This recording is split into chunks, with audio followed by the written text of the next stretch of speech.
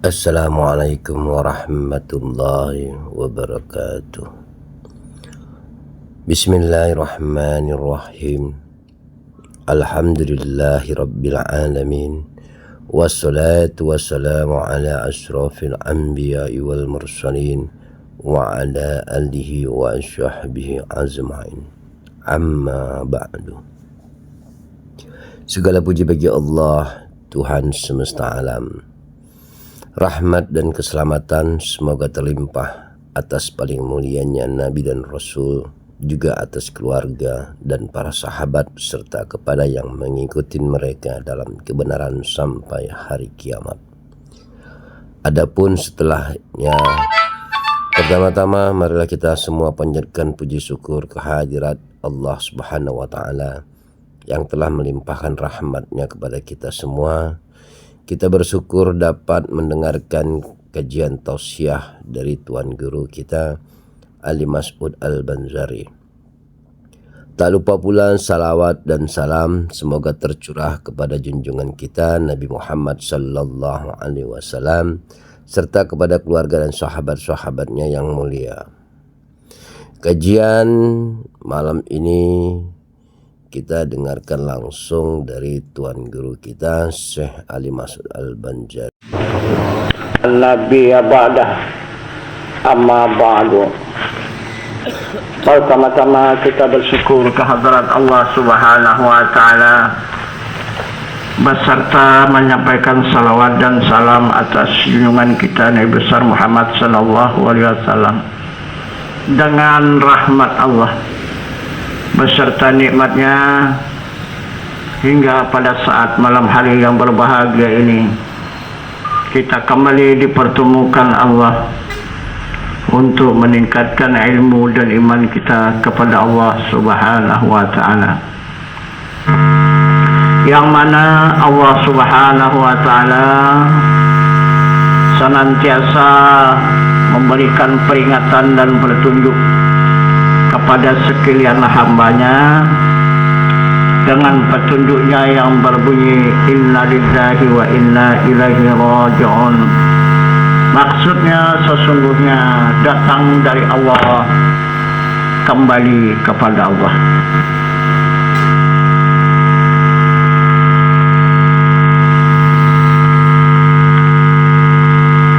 Yang mana yang dimaksud oleh Allah Subhanahu wa Ta'ala jalannya ataupun datangnya ataupun kembalinya, karena kita berasal dari Allah, kembali kepada Allah, pasti ada jalan kita untuk kembali.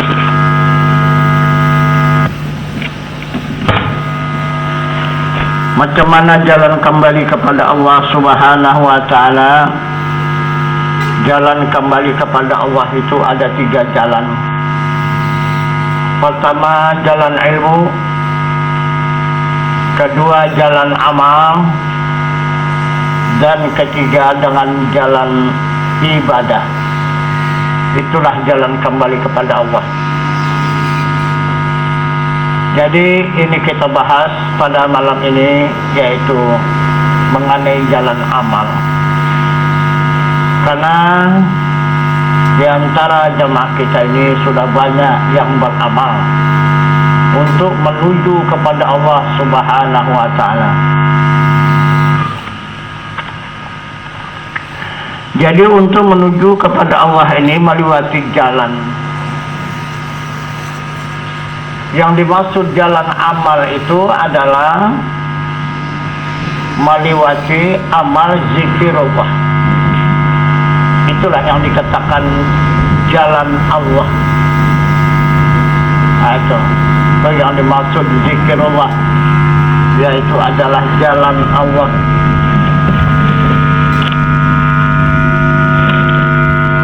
Yang mana yang dimaksud itu jalan Allah, inilah yang tidak pernah kita lupakan. Senantiasa di dalam ucapan kita, la ilaha illallah Muhammadar Rasulullah.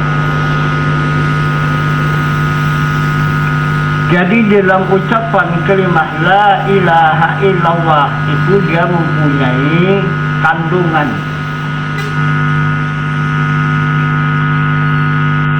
La itu kandungannya 5.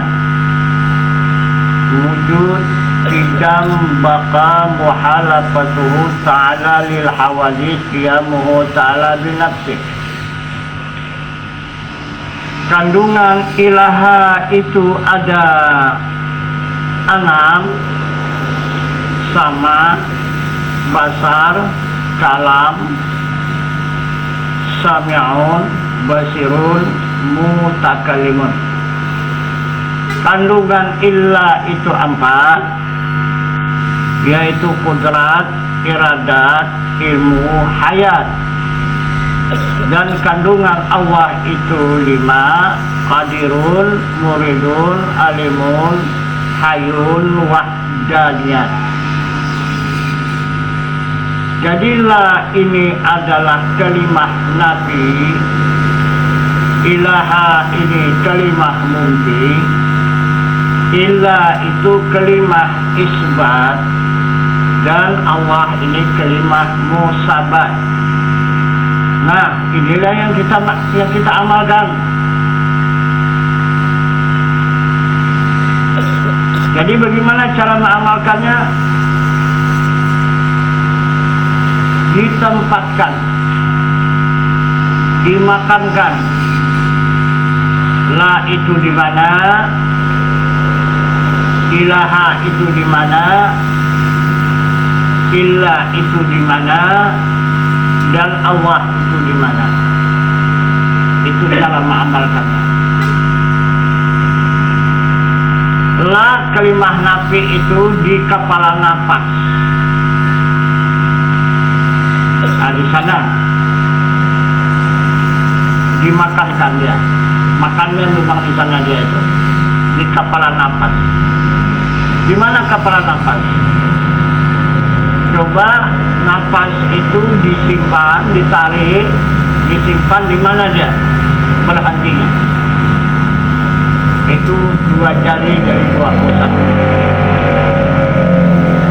Disitulah tempat kepala nafas. Jadi di situ adalah makam kalimah la yang berisikan wujud, qidam, baqa, muhalafatuhu ta'ala lil hawadith, qiyamuhu ta'ala binafsih. Kemudian nafas itu ditarik menjadi kalimah ilaha sampai ke otak. Ilaha itu berisikan sama, basar, kalam, sami'un, basirun, mutakallimun. Kemudian dia melimpah ke bahu kanan menjadi kalimah illa. Jadi isinya kudrat, iradat, ilmu, hayat. Kemudian baru dia melimpah lagi kepada kalbu. Itu kalimah Allahnya. Jadi kalimah kalbu itu kalimah musabat, berisikan qadirun, muridun, alimun, hayun, wahdaniyat. Nah, itulah yang dikatakan kalimat syahadat. Itu baru ini syahadat tauhid namanya, belum syahadat rasul. Itu maka di waktu kita mengamalkan kalimat syahadat ini, la di kepala nafas, ilaha di utak, illa di bahu kanan, Allah di kalbu. Maka la ilaha illallah, la ilaha illallah, la ilaha illallah. Jika sudah masuk dia zuh ataupun fana, maka hilanglah diri kita. Tidak ada lagi kepala nafas itu, dan tidak ada lagi otak kita, dan tidak ada bahu kanan kita, dan tidak ada kita merasakan kalbu kita. Yang kita rasakan hanya la ilaha illallah. Nah, jadi inilah jalan kembali kepada Allah. maka badan kita, tubuh kita, jasmani kita kembalilah kepada kalimat Allah, kepada kalimat tauhid. Itu. Nah, jadi kalau betul-betul memang sudah dapat kita rasakan, memang betul-betul sudah dapat kita nyatakan, maka seluruh tubuh kita itu tidak ada yang dapat membinasakan. Karena sudah dia kembali menjadi kalimat tauhid, menjadi kalimat la ilaha illallah.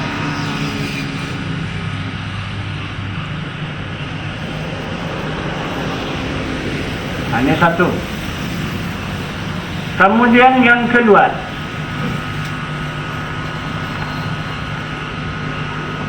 untuk mengembalikan ruhani kita ataupun hati kita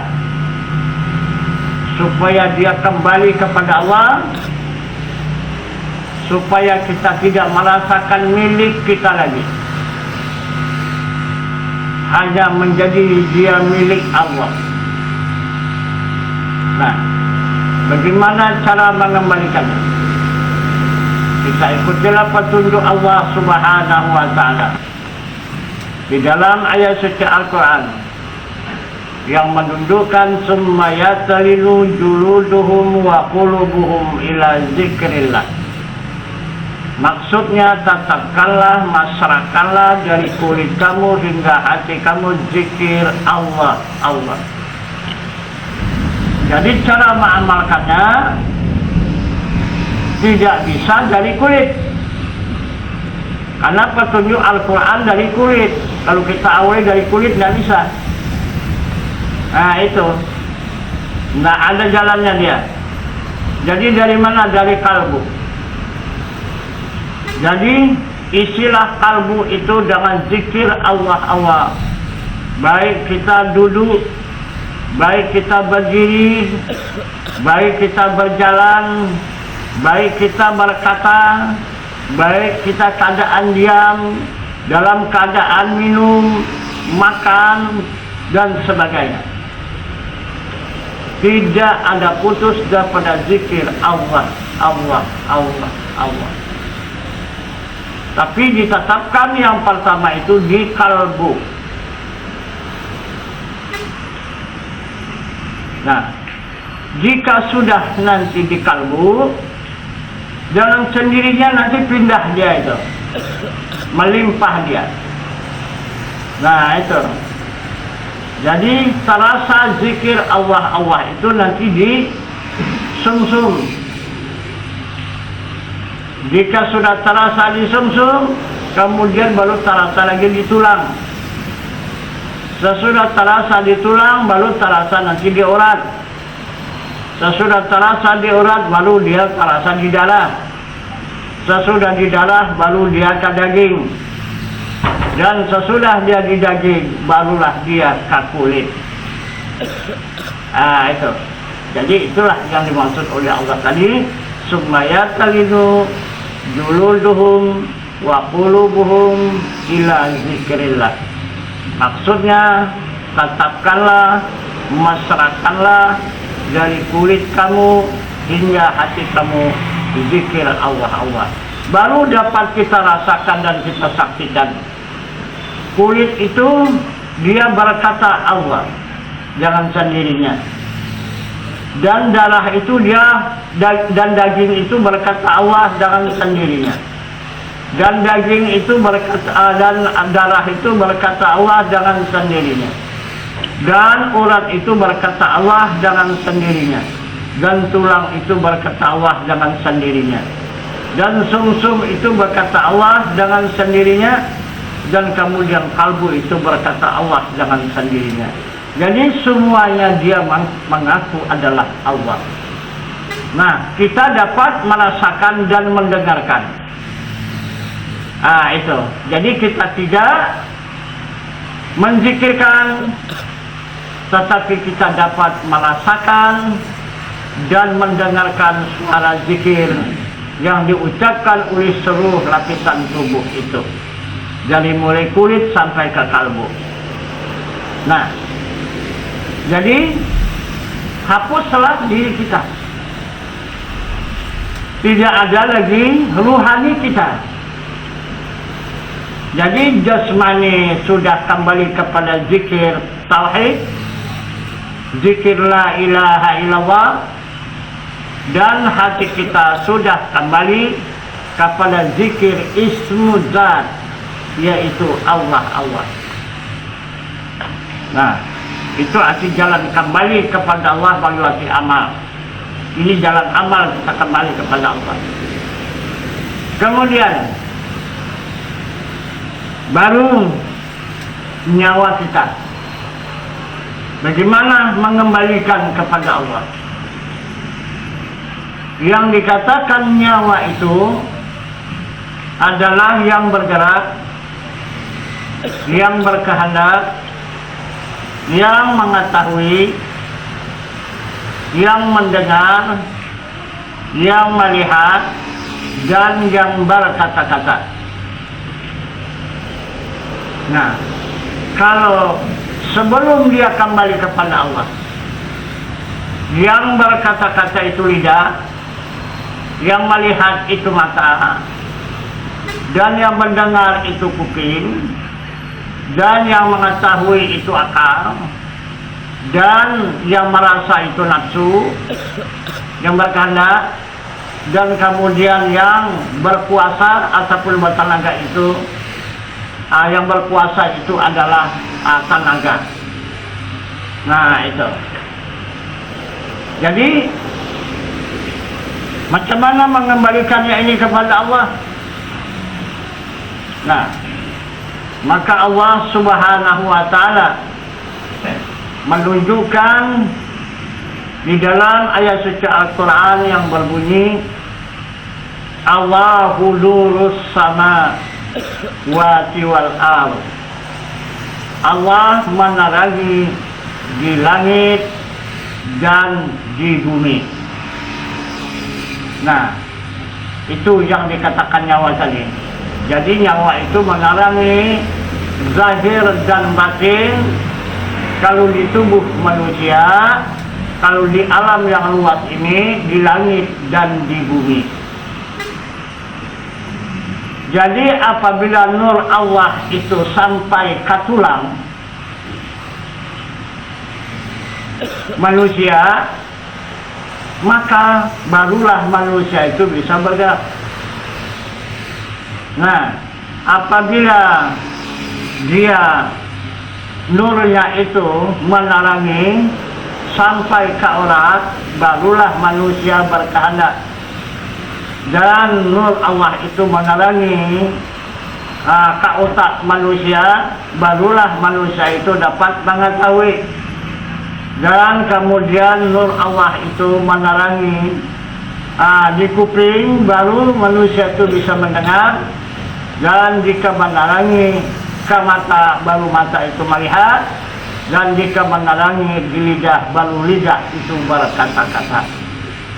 Nah, jadi sekarang lidah itu menjadi kalam Allah, itu yang menerangi, dan yang melihat pada mata itu adalah nur Allah yang bersifat basar, dan yang mendengar pada kuping itu nur Allah yang bersifat sama, dan yang mengetahui itu nur Allah yang bersifat ilmu, dan yang berkehendak itu adalah sifat nur Allah yang bersifat iradat, dan kemudian yang berkuasa di pada tulang itu adalah nur Allah yang bersifat kudrat. Nah, jadi habislah diri manusia, jiwa manusia sudah tidak ada lagi. Yang ada di tubuh manusia zahiran dan batinnya adalah nur Allah yang menerangi di langit dan di bumi. Jadi nur Allah tadi adalah yang bersifat kudrat, iradat, ilmu, sama, basar, dan kalam. Itu. Nah, jadi sudah 3 diri kita kembali kepada Allah di dalam menjalankan amal kepada Allah Subhanahu wa Ta'ala. Nah, akhirnya jika sudah sampai kepada nur Allah, otomatis sampailah kepada zat Allah yang maha suci. Itu. Jadi mana zat Allah yang maha suci adalah yang hidup. Di mana ada yang hidup itu? Yang merata di seluruh tubuh manusia, yang meliputi seluruh tubuh manusia, yang disebut dengan muhit. Dikatakannya dalam ayat suci Al-Quran, wallahu muhitum fil alamin. Nah, adanya zat Allah Subhanahu wa Ta'ala itu muhit di semesta alam. Itu. Jadi baik alam langit yang luas, alam bumi yang luas, diliputi oleh zat Allah yang maha suci, dan begitu juga alam seluruh tubuh manusia dan binatang beserta tumbuh-tumbuhan juga diliputi oleh zat Allah yang maha suci. Itu. Jadi zat Allah itu bukan seperti raja. Itu. Ada dia mempunyai tempat dan istana. Jadi banyak iman seperti itu mengenal kepada Allah. Dia diri Allah itu sebagai iktibar dan contoh tauladan seperti air. Air itu adalah dia punya diri, di mana dirinya itu adalah lautan. Disitulah dia berhimpun di lautan itu. Lautan itu adalah isinya air semata. Jadi di mana-mana paluh, di mana-mana sungai, di mana-mana saja diisi oleh air. Jadi di mana saja semua ada air, di tanah ada air, di angin ada air, di api pun ada air. Bukan saja di lautan saja air, semua ada air. Di tubuh manusia ada air, di binatang ada air, di tumbuh-tumbuhan ada air. Begitu misalnya adanya zat Allah Subhanahu wa Ta'ala. Bukan kita seorang satu memiliki zat Allah itu. Zat Allah itu adalah Maha Esa. Itu. Tapi diri manusia inilah yang banyak. Kenapa maka diri manusia ini banyak, Allah itu satu? Karena diri manusia ini kekayaan Allah. Itu, maka dijadikannya diri manusia hanya untuk kekayaannya. Itu. Maka semuanya ini akan kembali kepada Allah karena milik Allah. Ulang kekayaan dia. Itu. Nah, cobalah kita perhatikan dan kita lihat. Membuktikan dia satu. Seperti air tadi, iktibarnya. Nah, ambillah air yang ada di diri manusia, ambil air yang ada di tubuh binatang, dan ambil air yang ada di tubuh-tumbuhan. Kemudian coba masukkan ke tempat yang satu. Sesudah kita masukkan ke tempat yang satu, coba kita pilih yang mana air dari manusia, yang mana air dari binatang, yang mana air di tubuh-tumbuhan. Bisa memilih lagi? Tidak bisa dipilih karena sudah satu dia wujudnya. Begitu wujud Allah. Itu. Jadi dikatakan muhit itu adalah meliputi. Itu. Apa wujudnya? Itu. Dia mengikuti bentuk seperti air kan mengikuti bentuk dia. Macam air di tubuh manusia, ya macam manusia di air itu. Itu. Kalau di dia binatang, ya macam binatang dia. Kalau jadi tumbuh-tumbuhannya macam tumbuh-tumbuhan. Begitu juga di Allah Subhanahu wa Ta'ala, meliputi semesta alam. Nah, maka kita berhubungan dengan Allah Subhanahu wa Ta'ala dengan keterangan petunjuknya di dalam ayat suci Al-Quran yang berbunyi la maujudun illallah. Tidak ada yang ada itu adalah wujud Allah. Itu. Nah, jadi kemana saja kita berhadap manusia, berhadap kepada zat Allah, berhadap kepada binatang, berhadap kepada zat Allah, berhadap kepada tumbuh-tumbuhan, berhadap kepada zat Allah, menghadap ke bumi, menghadap kepada zat Allah, menghadap ke langit, menghadap kepada zat Allah. Ke bulan, ke bintang, ke matahari, semuanya menghadap kepada zat Allah. Kalau tidak ada zat Allah, itu tidak ada. Nah itu, coba manusia, kalau tidak ada zat Allah yang hidup, ada keadaan manusia itu? Tak ada. Itu yang dimaksud inna lillahi wa inna ilaihi raji'un. Sesungguhnya yang datang dari Allah kembali kepada Allah.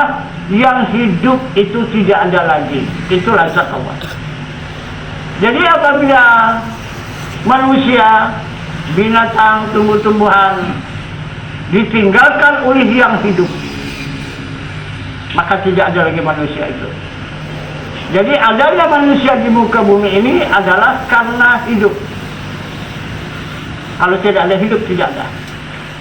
Nah, jadi kehidupan ini ada 4 kehidupan yang akan kita jalani. Pertama ini kehidupan di alam jasmani, berada di dunia ini. Kedua akan kita jalani kehidupan di alam rohani. Itu yang disebut di alam barzakh. Nanti kita akan menempuh lagi kehidupan di alam nurani.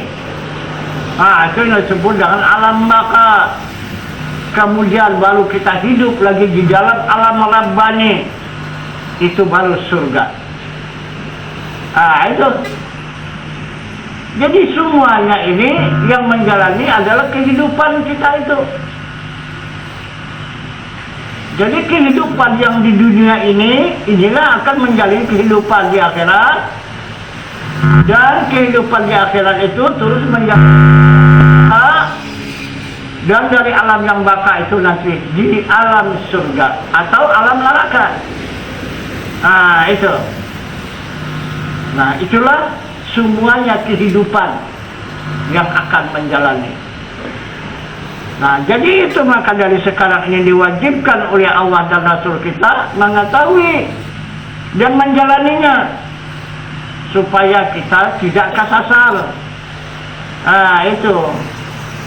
Karena kita pasti nanti kehidupan ini akan pindah. Tidak akan selamanya kita menikmati kehidupan di dunia ini.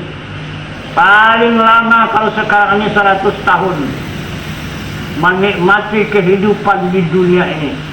Disinilah diberi oleh Allah Subhanahu waktu dan kesempatan kita untuk mencari perbakalan, untuk menjalani kehidupan di akhirat, untuk perbakalan, menikmati kehidupan di alam yang baka. Nah, kalau di alam surga itu sudah tidak perlu perbakalan lagi. Karena di situ sudah penuh dengan kenikmatan. Itu tidak perlu perbakalan. Itu. Yang penting alam dunia ini yang punya perbakalan, alam akhirat, alam barzakh dan alam baka. Kalau alam surga itu tak perlu perbakalan. Karena di sana sudah melimpah perbakalan itu karena mendapatkan kesenangan yang luar biasa, kenikmatan yang luar biasa. Itu yang dikatakan surga itu, kenikmatan yang tidak terhingga. Itu. Nah, inilah perjalanan kita kembali kepada Allah. Itu. Jadi itu maka Jika sudah dapat kita rasakan, satu persatu diri kita ini sudah kembali kepada Allah. Badan jasmani kita sudah pulang kepada Allah, meliwati zikir, tauhid. Kemudian ruhani kita sudah kita rasakan, dia sudah pulang kembali kepada Allah, melewati jalan Ismu Zat. Dan kemudian jiwa kita sudah pulang melewati jalan sifat Allah ataupun wajah Allah yang tiada seumpamanya oleh tiap-tiap sesuatu jua pun. Dan kemudian ma'rifah kita sudah dapat kita rasakan dan kita saksikan, bahasa memang benar-benar sudah kembali kepada zat Allah Subhanahu wa Ta'ala. Nah, jika sudah 4 perjalanan ini kita jalani, baru diakui oleh Allah Subhanahu wa Ta'ala orang yang beriman. Itu karena Allah sudah mengatakan, ya ayyuhalladzina amanu dkhulul misilmi kaffah. Wahai orang yang beriman, masukkan diri kamu ke dalam Islam secara menyeluruh. Nah, itu jika sudah kita beriman, sudah kita kenal kepada Allah, maka selamatlah diri kita menyeluruh. Badan jasmani kita selamat, itu arti Islam itu selamat. Jadi rohani kita pun Islam selamat, dan jiwa kita pun Islam selamat. Ini dikatakan oleh Allah menyeluruh. Nah, jika sudah beriman secara menyeluruh, nah, barulah datang perintah Allah Subhanahu wa Ta'ala. Ya ayyuhalladzina amanu wa aqimis salah. Wahai orang yang beriman, tegakkan salat. Tidak ada pernah Allah memerintahkan kepada orang yang tidak beriman melakukan salat. Nah, itu tidak ada. Jadi bagaimana melakukan salat? Salat itu adalah khusyuk. Itu yang diperintahkan Allah. Salat itu khusyuk, itu salat orang beriman. Qad aflahal mu'minun alladzina hum fi salatihim khashi'un. Sangat beruntung orang yang beriman. Salat khusyuk di dalamnya. Waktu dia menegakkan salat khusyuk di dalamnya. Apa sih khusyuk? Ingatan itu tidak ada keluar dan tidak ada menyimpang, hanya semata-mata kepada Allah Subhanahu wa Ta'ala. Nah, itu karena semuanya yang melakukan salat itu yang sudah kembali kepada Allah. Maka tegaklah salat itu semata-mata kerana Allah. Berdiri Allah Maha Besar, ruku Allah Maha Besar, sujud Allah Maha Besar, duduk Allah Maha Besar. Disitulah saatnya dan waktunya Allah menunjukkan dirinya yang Maha Besar. Nah, itu. Jadi begini dia menunjukkan zatnya yang Maha Suci, ruku itu menunjukkan sifatnya yang suci, dan sujud itu menunjukkan asmanya yang Maha Besar, dan duduk itu menunjukkan afalnya yang Maha Kaya. Itu dikatakan kamalan. Itu kekayaannya. Nah itu. Jadi yang menegakkan salat itu adalah dirinya, zatnya, sifatnya, kelakuannya, asmanya yang maha besar, dan kekayaannya.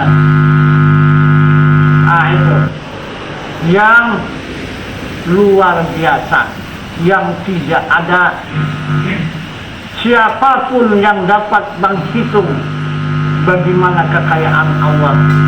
Coba kita lihat bagaimana cara menghitung kekayaan Allah itu. Sekarang jenis manusia dan rupa manusia ada yang sanggup menghitung. Itu kekayaan Allah. Itulah yang diterbitkan oleh bumi ini. Itulah bentuk manusia, rupa manusia itu kekayaannya yang dikeluarkan dari bumi ini. Nah itu, coba sanggup menghitung rupa manusia? Coba 10 orang bersaudara, satu mas, satu ayah, tidak serupa rupanya.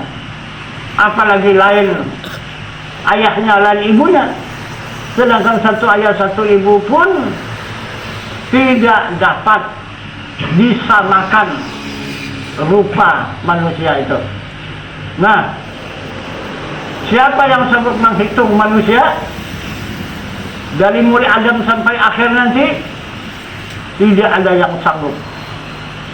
Itulah kekayaan yang dipertunjukkan, yang diperlihatkan, yang dipersembahkan di waktu salat. Itu. Nah, jadi kemudian kekayaannya lagi jenis binatang. Ada yang sanggup menghitung macam mana jenis binatang itu? Juga tidak ada yang sanggup. Kemudian yang ketiga jenis tumbuh-tumbuhan.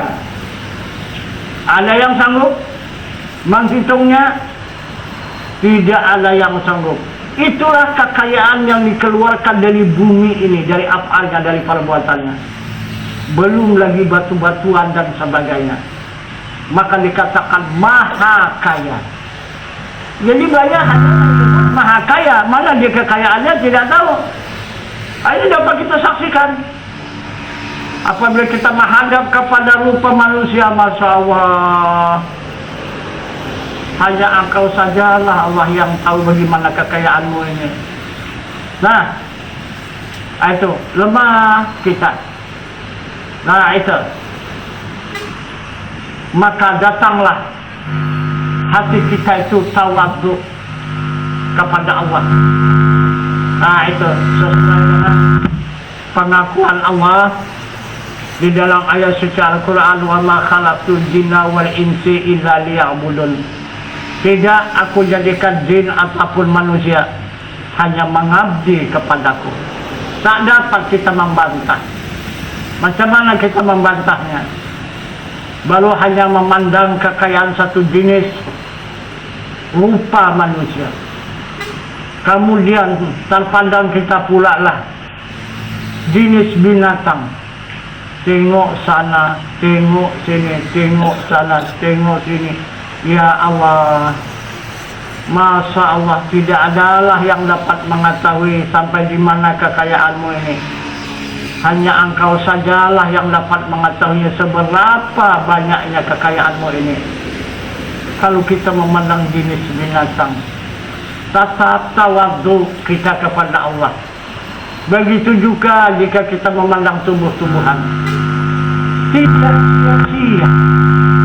Nah itu, tidak ada sia-sianya kita itu menghadap manusia, menghadap binatang, dan menghadap tumbuh-tumbuhan. Semuanya pekerjaan kita menghadap itu adalah dijadikan oleh Allah Subhanahu wa Ta'ala. Nah, ini dikatakan ibadah. Itu.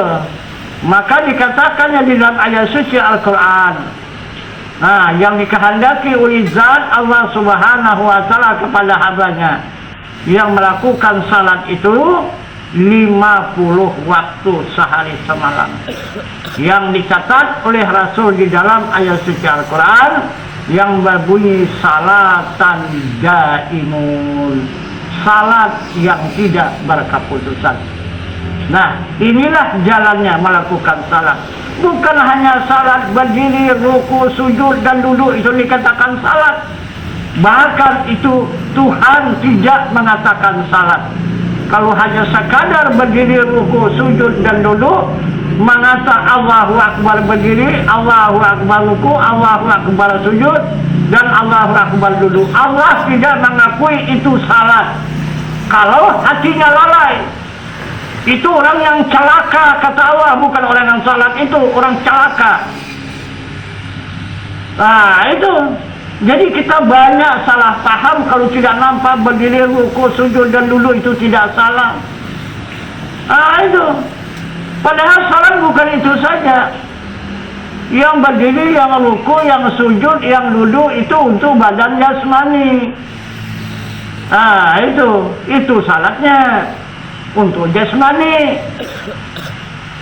Kalau ingat kepada Allah, kalau tidak, itu adalah perbuatan yang celaka, kata Allah. Nah itu, kalau ingat kepada Allah baru ibadah. Nah itu. Kemudian yang kedua, dia tidak putus zikirnya Allah, Allah, Allah, Allah, Allah, Allah di hatinya. Nah itu, sehingga sampai menyeluruh tubuhnya. Nah itu salat. Salat orang tarikat. Nah itu, tidak berdiri, tidak ruku dan tidak sujud. Tidak bisa dilihat orang. Hanya orang yang salat itulah yang dapat merasakan sendiri. Orang yang salat itulah yang mengetahui bahasa dirinya itu salat. Nah itu juga, kalau lepas ingatan kepada Allah, hanya Allah, Allah, Allah, Allah di hati, ingatannya entah kemana-mana, juga itu orang yang celaka. Nah itu. Nah, kemudian yang ketiga adalah orang hanya memandang kepada wajah Allah yang laisa kamitslihi syai'un wa huwas samiul basir, sesuai dengan petunjuk Al-Quran, petunjuk Al-Quran yang berbunyi fa'inama tuwallu fasamma wajhullah, barang kemana hadap kamu di sana wajah Allah. Ini sudah diterima Allah salat itu. Itu. Jadi dia tidak ada berdiri, tidak ada ruku, tidak ada sujud dan tidak ada duduk. Hanya memandang wajah Allah barang kemana dia menghadap. Itu salat. Salat hakikat. Kemudian yang keempat, dia hanya menghadap kepada zat Allah. Kemana dia berhadap? Menghadap zat Allah. Kemana dia berhadap? Menghadap zat Allah. Menghadap manusia, menghadap zat Allah. Kepada binatang, menghadap kepada zat Allah. Kepada tumbuh-tumbuhan, menghadap kepada Allah. Menghadap ke langit, ke bumi, tetap menghadap kepada zat Allah. Ini orang yang ma'rifah. Itu. Ini orang yang tidak putus salatnya kepada Allah. Itu. Maka dia diakui oleh Allah. Orang yang seperti ini adalah yang melakukan salat yang 50 waktu sehari semalam. Keterangannya di dalam ayat suci Al-Quran, la maujudun illallah, tidak ada yang ada, semata-mata siang dan malam itu adalah wujud Allah. Nah, jadi ada yang tidak kembali kepada Allah. Semua kembali kepada Allah. Barulah tegak salat itu yang sebenarnya. Barulah beruntung orang yang beriman mendapatkan salat itu minallah, billah, lillah, daripada Allah, kepada Allah, bagi Allah. Ini yang sebenarnya salat. Nah itu.